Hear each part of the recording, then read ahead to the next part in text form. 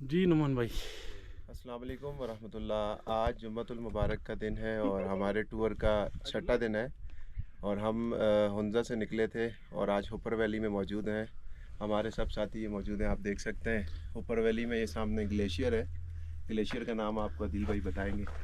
जी अदील कौन सा अस्सलाम वालेकुम। कपलू कपलू ग्लेशियर है ये। इसके ऊपर पहाड़ पे आपको ना वाइट चादर ओढ़े हुए ये पहाड़ जो है ये बर्फ शानदार नज़ारा नज़र आ रहा होगा। ग्लेशियर भी और जब सुबह सूरज की शुआएं इनके ऊपर पड़ी तो बहुत प्यारा व्यू था। इस तरफ अगर आप आरिफ भाई दिखाएं तो ये इस माउंटेन का व्यू ज़्यादा खूबसूरत है और ये देखने लायक है। हम यहाँ व्यू पॉइंट पे मौजूद हैं। यहाँ पूरी जो ऊपर वैली है वो नज़र आ रही है और इंतहाई दिलकश नज़ारा है। तो मैं यही कहूँगा तुम चले आओ पहाड़ों की कसम। तो जिसने पहाड़ और ये जगह ही नहीं देखी उसने ज़िंदगी को जीने का सलीका ही नहीं सीखा अभी तक। जी अमीर साहब। जी अमीर साहब। बस ये ग्रुप को लेकर आए नहीं जाओ और जो है वो हॉपर वैली में है।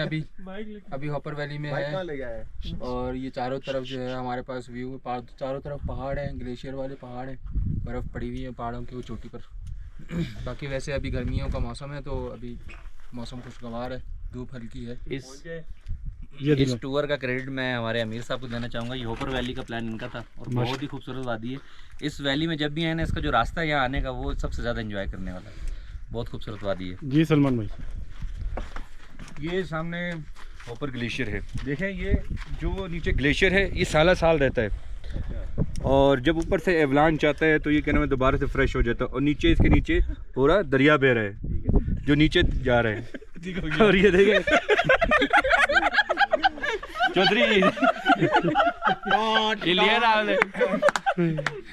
चांद नवाब चांद नवाब